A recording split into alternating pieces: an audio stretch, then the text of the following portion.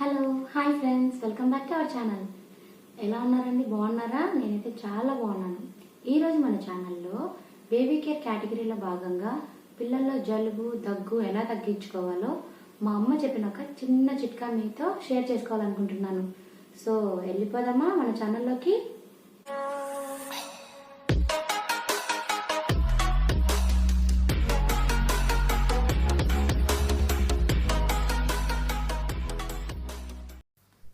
క్లైమేట్లో changes వల్ల చిన్నపిల్లలకి తరచూ జలుబు దగ్గు చేస్తూ ఉంటుంది కదండి. ఈ కోల్డ్ కాఫ్ వల్ల వాళ్ళు నైట్ అంతా సరిగా నిద్రపోలేరు. వాళ్ళని చూసుకుంటూ మనం కూడా సరిగా నిద్రపోము. ఇది ప్రతి ఇంట్లో జరిగే విషయమే. దీనికి ట్రీట్మెంట్గా చాలామంది డాక్టర్స్ ఇచ్చిన సిరప్స్ వాడుతూ ఉంటారు. అలాగే ముక్కులో నాసల్ డ్రాప్స్ కూడా వేస్తూ ఉంటారు.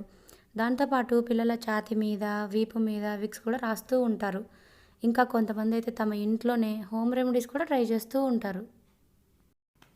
ఇలా కోల్డ్కి ఒక సిరప్, దగ్గుకు ఒక సిరప్, దాంతోపాటు నెబులైజేషన్ అని, స్టీమ్ అని అన్నీ అవి ఇవి ఇస్తూ చేస్తూ ఉంటాం. ఇంకా ఆ సిరప్స్ వాడడం వల్ల పిల్లలకి నాలుక మీద మెటాలిక్ టేస్ట్ వచ్చేసి ఫుడ్ కూడా తినాలని అనిపించదు. సో దాంతో వాళ్ళు బాగా మారం చేస్తుంటారు తినడానికి. చూసారు కదా అండి, మా బాబు ఎలా దగ్గుతున్నాడో. మేము ఈ బాధలన్నీ చూడలేక మా అమ్మ చెప్పిన ఇంటి చిట్కా ఒకటి ట్రై చేశాము. అది మాకు మంచి రిజల్ట్ ఇచ్చింది. ఇప్పుడు ఆ హోమ్ రెమెడీకి ఏవేవి కావాలో, ఎలా తయారు చేసుకోవాలో, ఎలా యూస్ చేసుకోవాలో తెలుసుకుందాం. ఈ హోమ్ రెమెడీ చాలా సింపుల్ అండి. దీనికి కేవలం త్రీ ఐటమ్స్ కావాలి. ఒకటి తమలపాకులు, కర్పూరము, కొబ్బరి నూనె. ఇప్పుడు ఇది ఎలా తయారు చేసుకోవాలో చూద్దాం. ముందుగా స్టవ్ వెలిగించి సిమ్లో పెట్టుకొని దాని మీద చిన్న గిన్నె పెట్టుకోవాలి. అందులో ఇప్పుడు మనం తీసుకున్న 2 టేబుల్ స్పూన్ కొబ్బరి నూనె వేసుకొని బాగా వేడయ్యేదాకా మరిగించాలి. ఈ ప్రాసెస్ జరిగినంతసేపు ఆ మంట అనేది సిమ్లోనే ఉంచుకోవాలి. ఎందుకంటే మనం తీసుకున్నది కొంచెం క్వాంటిటీ కాబట్టి అది మాడిపోయే ఛాన్స్ ఉంటుంది. అది మనకి ఎప్పుడు వేడెక్కిందని ఎలా తెలుస్తుందంటే దాని నుంచి ఫ్యూమ్స్ అనేవి మనకి వస్తూ ఉంటాయి. ఫ్యూమ్స్ వచ్చాయంటే ఆ నూనె అనేది వేడెక్కిందనమాట.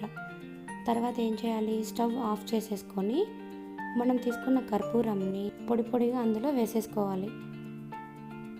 ఇక్కడ కర్పూరం వేసేటప్పుడు స్టవ్ ఎందుకు ఆఫ్ చేసామంటే అది పొడిగా చేసేటప్పుడు పొరపాటున పక్కన మంట దగ్గర కానీ అలా పడితే ఈజీగా ఫైర్ అనేది క్యాచ్ చేస్తుంది. సో అందుకోసం మనము స్టవ్ ఆఫ్ చేసుకొని తీసుకున్న కర్పూరంని అందులో వేసాము. ఈ కర్పూరం కూడా వేయగానే త్వరగా కరిగిపోతుంది. సో మనకి మంటతో మళ్ళీ పని ఉండదన్నమాట. అది తీసుకొని కాసేపు చల్లార్చుకోవాలి. ఇక్కడ ఏంటంటే మనము పిల్లలకి 2 years బిలో పిల్లలకైతే 2 కర్పూరం అనేది సరిపోతుంది. 2 years అబోవ్ అయితే 3 లేదా 4 కర్పూరాలు కూడా తీసుకోవచ్చు. ఒకవేళ మనం తీసుకున్న కర్పూరంతో పిల్లలకి రిలీఫ్ రాకుంటే నెక్స్ట్ టైం ఒక ఎక్స్ట్రా కర్పూరం తీసుకొని ట్రై చేయండి.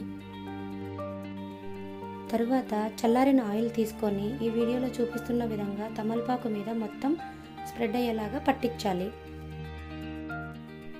అలాగే రెండో తమలపాకుకు కూడా ఆయిల్ పట్టించాలి. ఇక్కడ కర్పూరం మనము ఎందుకు ఉపయోగిస్తున్నామంటే కర్పూరం అనేది శరీరంలో కొంచెం వేడిని పెంచుతుంది. ఆ వేడి అనేది ఛాతీ దగ్గర ఉండే కఫాన్ని బాగా కరిగిస్తుంది. ఇంకా ఇక్కడ కొబ్బరి నూనెనే కాకుండా నువ్వుల నూనె కూడా మనం ఉపయోగించవచ్చు. కాకపోతే కాస్త పెద్ద పిల్లల్లో నువ్వుల నూనె ఉపయోగిస్తే మంచిది. ఇప్పుడు ఆయిల్ పట్టించిన తమలపాకుని ఈ వీడియోలో చూపిస్తున్న విధంగా పిల్లల ఛాతీ మీద ఉంచాలి. ఈ హోమ్ రెమెడీని రాత్రిపూట పిల్లలు పడుకున్న తర్వాత చేస్తే మంచిది. ఎందుకంటే దాని ప్రభావం రాత్రంతా ఉంటుంది కాబట్టి. అలాగే రెండవ తమలపాకును కూడా పిల్లల యొక్క వీపు మీద ఉంచాలి. తరువాత కొద్దిగా ఆయిల్ తీసుకొని పిల్లల యొక్క పాదాలకు కూడా బాగా మర్దన చేయాలి. ఇలా చేస్తే మీ పిల్లలు రాత్రంతా హాయిగా బొజ్జుంటారు. ఇక్కడ మీకు విషయము క్లియర్గా చెప్పాలనుకుంటున్నానండి. మామూలుగా కొన్ని సిరప్స్ కొంతమందికి పనిచేస్తాయి, కొందరు పిల్లలకి పనిచేయవు.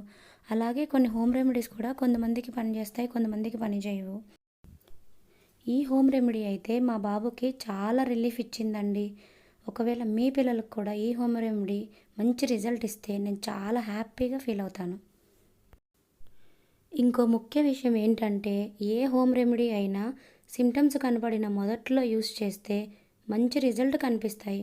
ఒకవేళ లేట్గా యూస్ చేస్తే అంత ఎఫెక్ట్ ఉండకపోవచ్చండి.